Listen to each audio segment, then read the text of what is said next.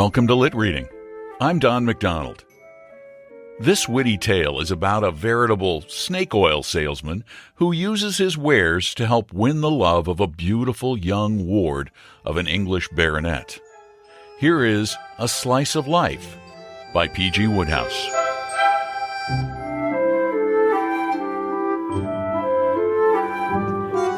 The conversation in the bar parlor of the Angler's Rest had drifted round to the subject of the arts, and somebody asked if the film serial The Vicissitudes of Vera, which they were showing down at the Bijou Dream, was worth seeing.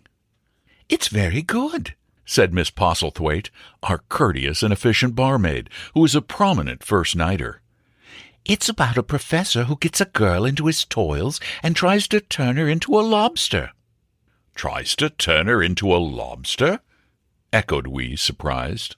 "Yes, sir, into a lobster. It seems he collected thousands and thousands of lobsters and mashed them up and boiled down the juice from their glands and was just going to inject it into Vera Dalrymple's spinal column when Jack Frobisher broke into the house and stopped him." "Why did he do that?" "Because he didn't want the girl he loved to be turned into a lobster." "What we mean," said we, "is why did the professor want to turn the girl into a lobster?" "He had a grudge against her." This seemed plausible, and we thought it over for a while. Then one of the company shook his head disapprovingly. "I don't like stories like that," he said. "They aren't true to life." "Pardon me, sir," said a voice, and we were aware of Mr. Mulliner in our midst. "Excuse me for interrupting what may be a private discussion," said Mr. Mulliner, "but I chanced to overhear the recent remarks, and you, sir, have opened up a subject on which I happen to hold strong views, to wit, the question of what is, and what is not, true to life. How can we, with our limited experience, answer that question? For all we know, at this very moment, hundreds of young women all over the country may be in the process of being turned into lobsters. Forgive my warmth, but I have suffered a good deal from this skeptical attitude of mind that is so prevalent nowadays. And I have even met people who refused to believe my story about my brother Wilfred, purely because it was a little out of the ordinary run of the average man's experience." Considerably moved, Mr. Mulliner ordered a hot scotch with a slice of lemon. "What happened to your brother Wilfred? Was he turned into a lobster?" "No," said Mr. Mulliner, fixing his honest blue eyes on the speaker. "He was not. It would be perfectly easy for me to pretend that he was turned into a lobster, but I have always made it a practice, and I always shall make it a practice, to speak nothing but the bare truth. My brother Wilfred simply had a curious adventure." "My brother Wilfred," said Mr. Mulliner, "is the clever one of the family. Even as a boy, he was always messing about with chemicals, and at the university he devoted his time entirely to research. The result was that while still a very young man, he had won an established reputation as the inventor of what are known in the trade as Mulliner's Magic Marbles, a general term embracing the Raven Gypsy face cream, the Snow of Mountains lotion, some designed exclusively for the toilet and others of a curative nature, intended to alleviate the many ills that the flesh is heir to. Naturally, he was a very busy man, and it is to this absorption in his work that I attribute the fact that, though like all the Mulliners, a man of striking personal charm, he had reached his 31st year without having been involved in an affair of the heart. I remember him telling me once that he simply had no time for girls. But we all fall sooner or later, and these strong, concentrated men harder than any. While taking a brief holiday one year at Cannes, he met Miss Angela Perdue, who was staying at the hotel, and she bowled him over completely. She was one of these jolly, outdoor girls, and Wilfred has told me that what attracted him first about her was her wholesome sunburned complexion. In fact, he told Miss Perdue the same thing when, shortly after he had proposed and been accepted, she asked him in her girlish way what it was that had made him first begin to love her. "It's such a pity," said Miss Perdue, "that the sunburn fades so soon. I do wish I knew some way of keeping it." Even in his moments of holiest emotion, Wilfred never forgot that he was a businessman. "You should try Mulliner's Raven Gypsy Face Cream," he said. "It comes in 2 sizes, the small or half-crown jar, and the large jar at 7 shillings and 6pence. The large jar contains 3.5 times as much as the small jar. It is applied nightly with a small sponge before retiring to rest. Testimonials have been received from numerous members of the aristocracy and may be examined at the office by any bona fide inquirer." "Is it really good?" "I invented it," said Wilfred simply. She looked at him adoringly. "Oh, how clever you are! Any girl ought to be proud to marry you." "Oh, well," said Wilfred with a modest wave of his hand. "All the same, my guardian is going to be terribly angry when I tell him we're engaged." "Why?" "I inherited the Purdue millions when my uncle died, you see, and my guardian has always wanted me to marry his son Percy." Wilfred kissed her fondly and laughed a defiant laugh. "Germain fiche de salar," he said lightly, having practically mastered the French language during his 2 weeks at the hotel. But some days after his return to London, whither the girl had preceded him, he had occasion to recall her words. As he sat in his study, musing on the preparation to cure the pip in canaries, a card was brought to him. "Sir Jasper Finch Faramir Bart," he read. The name was strange to him. "Show the gentleman in," he said. And presently there entered a very stout man with a broad pink face. It was a face whose natural expression should, Wilfred felt, have been jovial, but at the moment it was grave. "Sir Jasper Finch Faramir," said Wilfred. Finch Faramir," corrected the visitor, his sensitive ear detecting the capital letters. "Ah, yes, you spell it with 2 small f's. 4 small f's.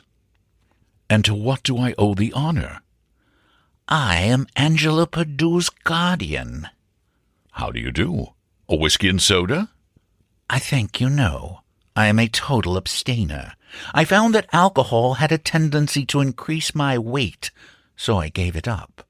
I have also given up butter, potatoes, soup of all kinds, and, however," he broke off, the fanatic gleam that comes into the eyes of all fat men who are describing their system of diet fading away. "This is not a social call, and I must not take up your time with idle talk. I have a message for you, Mr. Mulliner, from Angela." "Bless her," said Wilfred. "Sir Jasper, I love that girl with a fervor that increases daily." "Is that so?" said the baronet. "Well, what I came to say was, it's all off." "What?" "All off. She sent me to say that she had thought it over and wanted to break the engagement." Wilfred's eyes narrowed. He had not forgotten what Angela had said about this man wanting her to marry his son. He gazed piercingly at his visitor, no longer deceived by the superficial geniality of his appearance. He had read too many detective stories where the fat, jolly, red-faced man turns out to be a fiend in human shape, to be ready victim to appearances. "Indeed," he said coldly. "I should prefer to have this information from Miss Purdue's own lips." "She won't see you, but anticipating this attitude on your part, I brought a letter from her. You recognize the writing." Wilfred took the letter. Certainly the hand was Angela's, and the meaning of the words he read unmistakable. Nevertheless, as he handed the missive back, there was a hard smile on his face. "There is such a thing as writing a letter under compulsion," he said. The baronet's pink face turned mauve. "What do you mean, sir?" "What I say." "Are you insinuating?" "Yes, I am." "Pooh, sir." "Pooh to you," said Wilfred. And if you want to know what I think, you poor fish, I believe your name is spelled with a capital F like anybody else's." Stung to the quick, the baronet turned on his heel and left the room without uttering another word. Although he had given up his life to chemical research, Wilfred Mulliner was no mere dreamer. He could be the man of action when necessity demanded. Scarcely had his visitor left when he was on his way to the Senior Test Tubes, a famous chemist club in St. James. There, consulting Kelly's county families, he learned that Sir Jasper's address was Finch Hall in Yorkshire. He had found all that he wanted to know. It was at Finch Hall, he decided, that Angela must now be immured. For that she was being immured somewhere he had no doubt. That letter, he was positive, had been written by her under stress of threats. The writing was Angela's, but he declined to believe that she was responsible for the phraseology and sentiments. He remembered reading a story where the heroine was forced into courses she would not otherwise have contemplated by the fact that somebody was standing over her with a flask of vitriol. Possibly this is what the bounder of a baronet had done to Angela. Considering this possibility, he did not blame her for what she had said about him, Wilfred, in the second paragraph of her note. Nor did he reproach her for signing herself "Yours truly, A. Perdue." Naturally, when baronets are threatening to pour vitriol down your neck, a refined and sensitive young girl cannot pick her words. This sort of thing must of necessity interfere with the selection of mots justes. That afternoon, Wilfred was in a train on his way to Yorkshire. That evening he was in the Finch Arms in the village of which Sir Jasper was the squire. That night he was in the gardens of Finch Hall, prowling softly round the house, listening. And presently, as he prowled, there came to his ears from the upper window a sound that made him stiffen like a statue and clench his hands till the knuckles stood out white under the strain. It was the sound of a woman sobbing. Wilfred spent a sleepless night, but by morning he had formed his plan of action. I will not weary you with the description of the slow and tedious steps by which he first made the acquaintance of Sir Jasper's valet, who was a habitué of the village inn, and then, by careful stages, won the man's confidence with friendly words and beer. Suffice it to say that about a week later, Wilfred had induced this man with bribes to leave suddenly on the plea of an aunt's illness, supplying, so as to cause his employer no inconvenience, a cousin to take his place. The cousin, as you will have guessed, was Wilfred himself, but a very different Wilfred from the dark-haired, clean-cut young scientist who had revolutionized the world of chemistry a few months before by proving that H2O plus B3G4Z7 minus M9Z8 equals G6F5P3X. Before leaving London on what he knew would be a dark and dangerous enterprise, Wilfred had taken the precaution of calling in a well-known costumier's and buying a red wig. He had also purchased a pair of blue spectacles. But for the role he had now undertaken, these were of course useless. A blue-spectacled valet could not have but aroused suspicion in the most guileless baronet. All that Wilfred did, therefore, in the way of preparation, was to don the wig, shave off his moustache, and treat his face to a light coating of the Raven Gypsy face cream. This done, he set out for Finch Hall. Externally, Finch Hall was one of those gloomy, sombre country houses that seemed to exist only for the purpose of having horrid crimes committed in them. Even in his brief visit to the grounds, Wilfred had noticed fully half a dozen places that seemed incomplete without a cross indicating the spot where a body was found by the police. It was the sort of house where ravens croak in the front garden just before the death of the heir, and shrieks ring out from behind barred windows in the night. Nor was the interior more cheerful. As for the personnel of the domestic staff, that was less exhilarating than anything else about the place.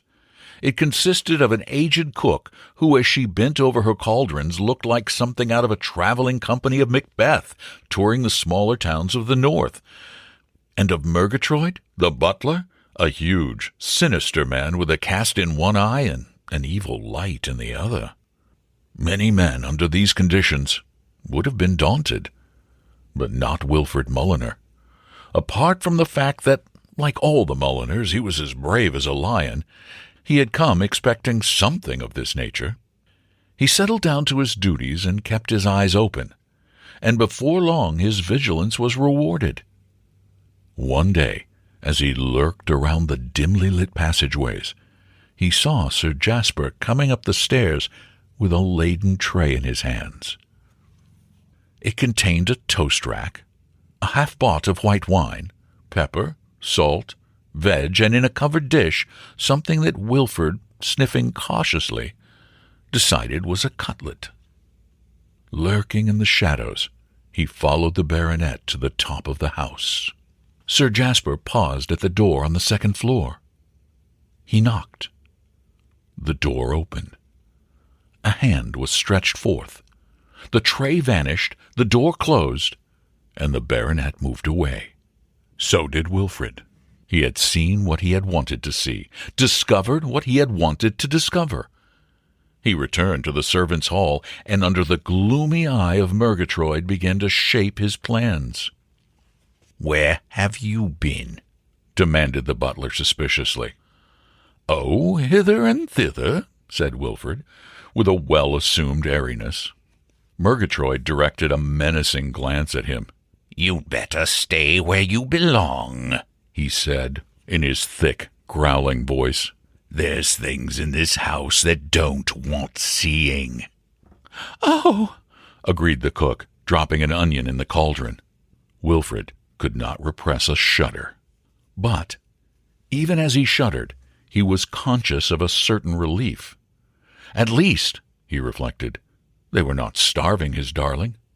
The cutlet had smelled uncommonly good, and if the bill of fare were always maintained at this level, he had nothing to complain of in the catering. But his relief was short-lived. What, after all, he asked himself, are cutlets to a girl who is being imprisoned in a locked room of a sinister country house and is being forced to marry a man she does not love? Virtually nothing. When the heart is sick, cutlets merely alleviate. They do not cure. Fiercely, Wilfred told himself that come what might, few days should pass before he found the key to that locked door and bore away his love to freedom and happiness. The only obstacle in the way of this scheme was that it was plainly going to be a matter of the greatest difficulty to find that key. That night, when his employer dined, Wilfred searched his room thoroughly. He found nothing. The key, he was forced to conclude, was kept on the baronet's person. Then how to secure it? The brain that had electrified the world of science by discovering that if you mixed a stiffish oxygen with potassium and added a splash of trinitrotoluol and a spot of old brandy, you got something that could be sold in America as champagne at $150 the case, had to confess itself baffled. To attempt to analyze the young man's emotions as the next week dragged itself by would be merely morbid. Life cannot, of course, be all sunshine, and relating a story like this, which is a slice of life, one must pay as much attention to shade as to light. Nevertheless, it would be tedious were I to describe to you in detail the soul torments that afflicted Wilfred Mulliner as day followed day, and no solution of the problem presented itself. You are all intelligent men, and you can picture to yourselves how a high-spirited young fellow, deeply in love, must have felt, knowing that the girl he loved was languishing in what virtually amounted to a dungeon, though situated on an upper floor, and chafing at his ability to set her free. His eyes became sunken. His cheekbones stood out. He lost weight. And so noticeable was this change in his physique that Sir Jasper Farrowmere commented on it one evening in tones of unconcealed envy. "How the devil, Straker," he said, for this was the pseudonym under which Wilfred was passing, do you manage to keep so thin? Judging by the weekly books, you eat like a starving Eskimo, and yet you don't put on weight. Now I, in addition to knocking off butter and potatoes, have started drinking hot unsweetened lemon juice each night before retiring, and yet, damn, he said, for like all baronets he was careless in his language, I weighed myself this morning and I was up another 6 ounces. What's the explanation? Yes, Sir Jasper, said Wilfred mechanically. What the devil do you mean, yes, Sir Jasper? No, Sir Jasper. The baronet wheezed plaintively. I've been studying this matter closely, and it's one of the 7 wonders of the world. Have you ever seen a fat valet? Of course not. Nor has anyone else. There's no such thing as a fat valet, and yet there is scarcely a moment during the day when a valet is not eating. He rises at 6:30, and at 7 is having coffee and buttered toast. At 8 he breakfasts off porridge, cream, eggs, bacon, jam, bread and butter. More eggs, more bacon, more jam, more tea, and more bread and butter, finished up with a slice of cold ham and a sardine. At 11 o'clock he has his elevenses, consisting of coffee, cream, more bread, and more butter. At 1, luncheon, a hearty meal, replete with every form of starchy food and lots of beer. If he can get at the port, he has port. At 3, a snack. At 4, another snack. At 5, tea and buttered toast. At 7, dinner, probably more floury potatoes and certainly with lots more beer. At 9, another snack. At 10:30 he retires to bed, taking with him a glass of milk and a plate of biscuits to keep himself from getting hungry in the night. And yet he remains as slender as a string bean, while I, who have been dieting for years, tip the beam at 217 pounds and am growing a third and supplementary chin. These are mysteries, Straker. Yes, Sir Jasper. Well, I'll tell you one thing, said the baronet. I'm getting down one of those indoor Turkish bath cabinet affairs from London, and if that doesn't do the trick, I give up the struggle. The indoor Turkish bath duly arrived and was unpacked, and it was some 3 nights later that Wilfred, brooding in the servants' hall, was roused from his reverie by Murgatroyd. "Here," said Murgatroyd. "Wake up. Sir Jasper's calling you." "Calling me what?" asked Wilfred, coming to himself with a start. "Calling you very loud," growled the butler. It was indeed so. From the upper regions of the house there was proceeding a series of sharp yelps, evidently those of a man in mortal stress. Wilfred was reluctant to interfere in any way if, as seemed probable, his employer was dying in agony, but he was a conscientious man, and it was his duty, while in this sinister house, to perform the work for which he was paid. He hurried up the stairs, and entering Sir Jasper's bedroom, perceived the baronet's crimson face protruding from the top of the indoor Turkish bath. "So you've come at last!" cried Sir Jasper. "Look here, when you put me into this infernal contrivance just now, what did you do to the dashed thing?" "Nothing beyond what was indicated in the printed pamphlet accompanying the machine, Sir Jasper. Following the instructions, I slid rod A into groove B, fastening with catch C." "Well, you must have made a mess of it somehow. The thing's stuck. I can't get out." "You can't?" cried Wilfred. No, and the bally apparatus is getting considerably hotter than the hinges of the Inferno. I must apologize for Sir Jasper's language, but you know what baronets are. I'm being cooked to a crisp." A sudden flash of light seemed to blaze upon Winifred Mulliner. "I will release you, Sir Jasper." "Well, hurry up, then." "On one condition." Wilfred fixed him with a piercing gaze. "First, I must have the key." "There isn't a key, you idiot. It doesn't lock. It just clicks when you slide Gadget D into Thingamabob E." "The key I require is that of the room in which you are holding Angela Perdue a prisoner." "What the devil do you mean?" "Ouch!" "I will tell you what I mean, Sir Jasper Finch Faramir. I am Wilfred Mulliner." "Don't be an ass. Wilfred Mulliner has black hair. Yours is red. You must be thinking of someone else." "This is a wig," said Wilfred, "by Clarkson." He shook a menacing finger at the baronet. "You little thought, Sir Jasper Finch Faramir, when you embarked on this dastardly scheme, that Wilfred Mulliner was watching your every move. I guessed your plan from the start, and now is the moment when I checkmate them. Give me that key, you fiend." "Fiend," corrected Sir Jasper automatically. "I am going to release my darling, to take her away from this dreadful house, to marry her by special license as soon as it can legally be done." In spite of his sufferings, a ghastly laugh escaped Sir Jasper's lips. "You are you?" "I am." "Yes, you are." "Give me the key."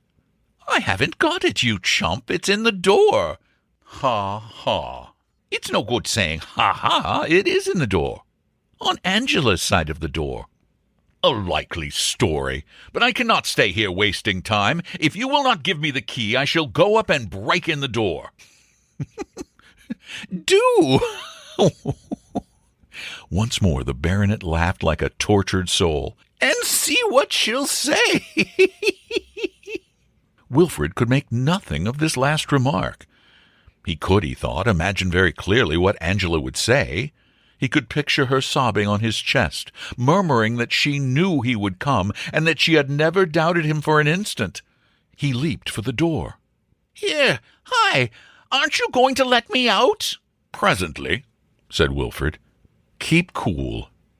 He raced up the stairs. "Angela!" he cried, pressing his lips against the panel. "Angela!" "Who's that?"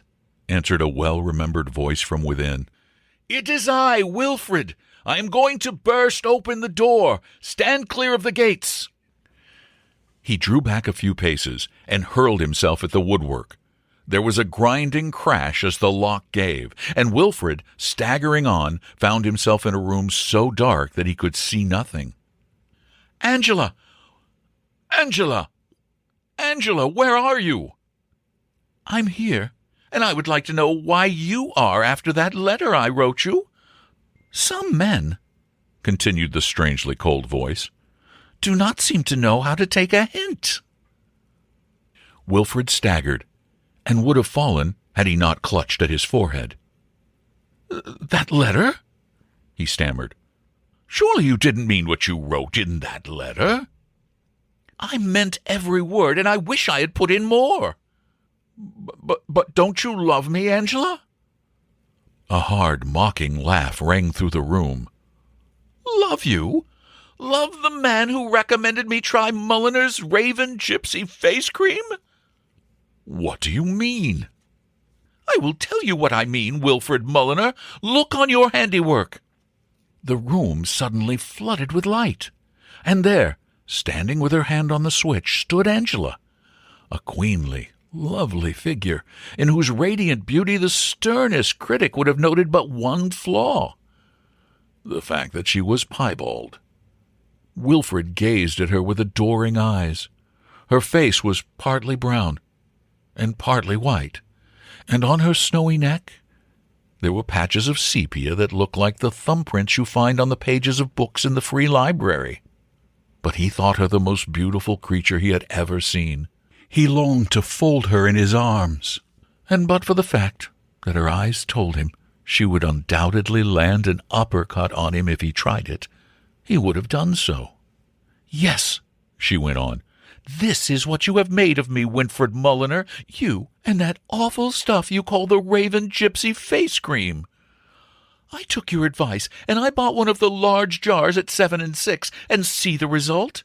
Barely 24 hours after the first application, I could have walked into any circus and named my own terms as the Spotted Princess of the Fiji Islands. I fled here to my childhood home to hide myself.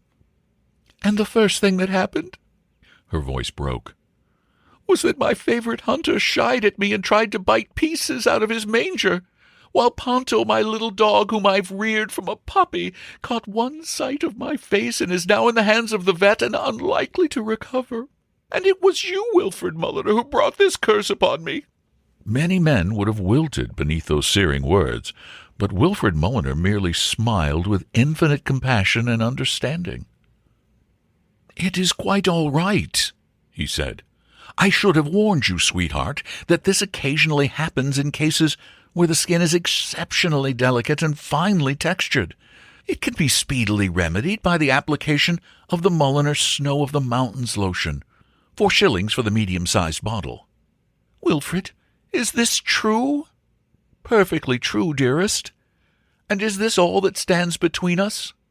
"No," shouted a voice of thunder.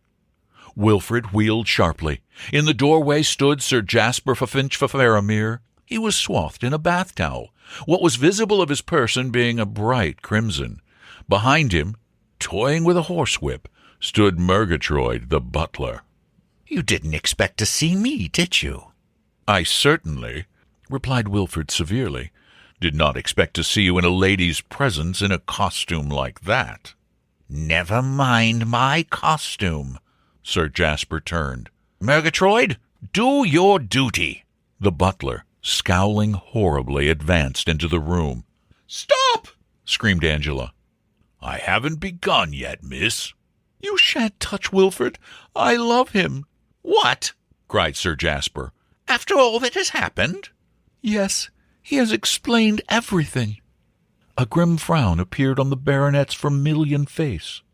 "I'll bet he hasn't explained why he left me to be cooked in that infernal Turkish bath. I was beginning to throw out clouds of smoke when Murgatroyd, faithful fellow, heard my cries and came and released me." "Though not my work," added the butler. Wilfred eyed him steadily.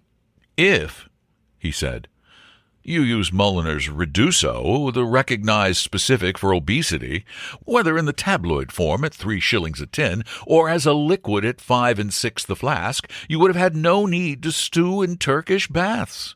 Mulliner's Reduso, which contains no injurious chemicals, but is composed purely of health-giving herbs, is guaranteed to remove excess weight steadily and without weakening after effects at the rate of 2 pounds a week, as used by the nobility." The glare of hatred faded from the baronet's eyes. "Is that a fact?" he whispered. "It is." "You guarantee it?" "All the Mulliner preparations are fully guaranteed." "My boy!" cried the baronet. He shook Wilfred by the hand. "Take her," he said brokenly, "and with her my blessing." A discreet cough sounded in the background. "You don't have anything by chance, sir?" asked Murgatroyd. "That's good for lumbago." "Mulliner's Ezo will cure the most stubborn case in 6 days." "Bless you, sir, bless you," sobbed Murgatroyd. "Where can I get it?" "At all chemists." "It catches me in the small of the back, principally, sir." "It need catch you no longer," said Wilfred. There is little to add. Murgatroyd is now the most lithesome butler in Yorkshire. Sir Jasper's weight is down under the 200 pounds, and he is thinking of taking up hunting again. Wilfred and Angela are man and wife, and never, I am informed, have the wedding bells of the old church at Finch village rung out a blither peal than they did on that June morning when Angela, raising to her lover a face on which the brown was as evenly distributed as on an antique walnut table, replied to the clergyman's question, "Wilt thou, Angela, take this Wilfred?" with a shy, "I will."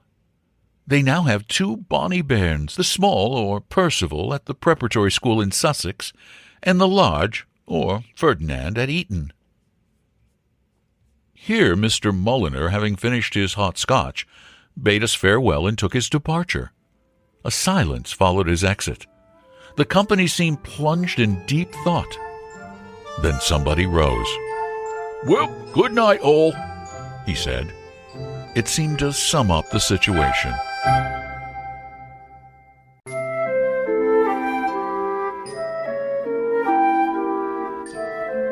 British author P.G. Wodehouse was one of the mid-20th century's most popular humorists on both sides of the Atlantic.